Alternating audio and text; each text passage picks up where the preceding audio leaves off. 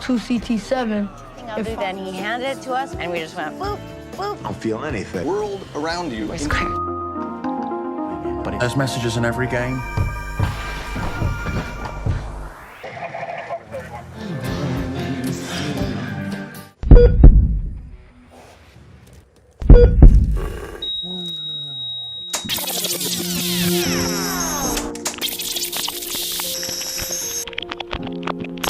Nah, kita sudah lihat gimana narkoba begitu ngerusak hidup penggunanya.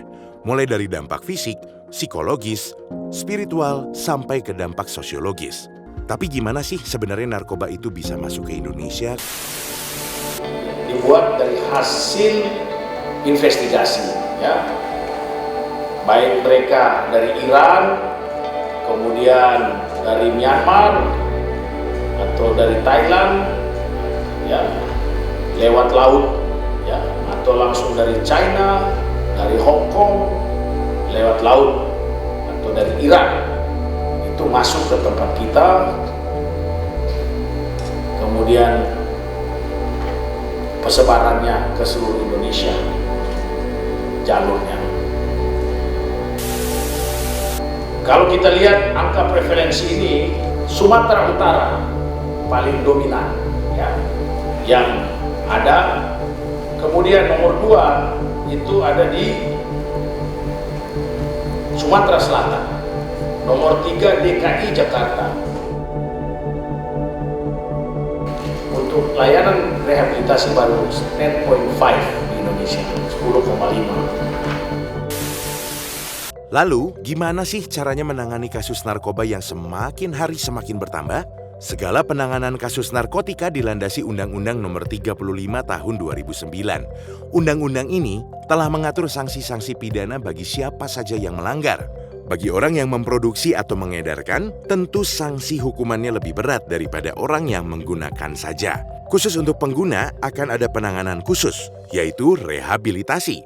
Rehabilitasi adalah serangkaian upaya pemulihan bagi pengguna narkoba yang dilakukan secara berkelanjutan. Yang jadi pertanyaan, susah nggak sih untuk mendapatkan layanan rehabilitasi? Oh, tidak bosku. No. Malah sebaliknya, gampang banget. Langsung datang saja ke klinik BNNP atau BNNK terdekat. Di sana, pengguna narkoba akan dilayani oleh petugas untuk melakukan penerimaan awal supaya bisa diketahui permasalahan dan kebutuhan layanan rehabilitasinya. Apakah perlu rehabilitasi rawat inap atau rawat jalan? Dan satu lagi, program rehabilitasi dari BNN ini gratis loh. Nah, sekarang kita bahas tentang tahapan program rehabilitasinya. Pertama, pecandu narkoba akan mendapatkan rehabilitasi medis untuk menghilangkan efek penggunaan narkoba secara fisik. Kedua, mereka akan mendapatkan rehabilitasi sosial untuk menghilangkan efek penggunaan narkoba secara psikis dan sosial. Lalu yang terakhir, pecandu akan mendapatkan program pasca rehabilitasi, yaitu pendampingan untuk kembali ke masyarakat dan pencegahan jika mereka kambuh. BNN juga menjamin kerahasiaan identitas pasien dan tidak akan dipidanakan ketika mengikuti layanan rehabilitasi. Ulah hariwang pokoknya mah. Oke, setelah bahas rehabilitasi, sekarang kita bahas penanganan narkoba melalui regulasi hukum. Hukuman pidana bagi tersangka kasus narkoba tertulis mulai dari pasal 111 sampai pasal 148 di Undang-Undang Narkotika. Pasal 127 menyebutkan setiap penyalahguna narkotika dapat dikenakan sanksi pidana penjara antara 1 sampai 4 tahun. Tapi kalau dia terbukti hanya sebagai korban, dia wajib menjalani rehab medis dan rehab sosial. Khusus bagi orang yang mengedarkan narkotika tanpa izin pihak berwenang, bisa dikenakan sanksi pidana penjara antara 2 sampai 20 tahun, bahkan sampai pidana mati atau penjara seumur hidup. Sesuai Undang-Undang Nomor 35 Tahun 2009, mekanisme dan prosedur penanganan kasus narkotika adalah sebagai berikut. Pertama, tersangka ditangkap beserta barang bukti. Kedua, penyidik menghubungi kejaksaan tentang status barang bukti. Ketiga, barang bukti diserahkan ke lab forensik untuk diteliti. Dan terakhir, pemusnahan dengan cara dibakar habis sampai nggak ada sisa. Mungkin dari kalian ada yang bertanya, kalau narkobanya dibakar, apakah asapnya nggak berbahaya? Kayak orang teler deh gara-gara hasupna. Tenang, pembakaran narkoba dilakukan dengan menggunakan insinerator. Jadi, asap dari hasil pembakarannya akan bersifat netral dan tidak ada lagi kandungan narkobanya. Lalu apakah kasus narkoba hanya bisa ditangani dengan rehabilitasi dan hukum saja? Tentu saja tidak.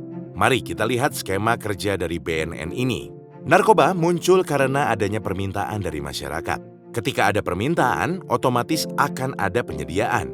Kalau ini disalahgunakan, akan melahirkan pecandu atau pengedar baru yang akan kembali memunculkan permintaan dan penyediaan. Untuk pecandu akan ditolong dengan rehab, sedangkan pengedar akan diberantas dengan hukum yang berlaku. Tapi lingkaran permintaan dan penyediaan tidak akan berakhir kalau permintaan dari masyarakat selalu ada. So, dibutuhkan penanganan secara komprehensif dan partisipasi dari masyarakat luas. Nggak cukup hanya dari pemerintah dan instansi tertentu.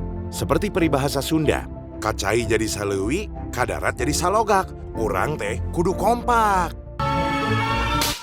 Bagaimana masyarakat dapat membantu menangani kasus narkoba ini? Menurut hasil penelitian UNODC, unit terkecil dari masyarakat yaitu keluarga dihitung sebagai tolok ukur keberhasilan. Selain itu juga, keluarga adalah lingkungan pertama di mana seorang anak dapat bertumbuh. Kalau anak itu tumbuh dalam keluarga yang sehat, resiko dia pakai narkoba menjadi kecil. Karena itu, pada tahun 2021 ini, BNN akan fokus mencegah pengedaran narkoba mulai dari ruang lingkup keluarga dan sekolah supaya dapat mengurangi permintaan dan penyediaan narkoba, serta mengurangi kerusakan diri terhadap narkoba. Hayu kita sama-sama edukasi dini mengenai narkoba. Salam sehat tanpa narkoba.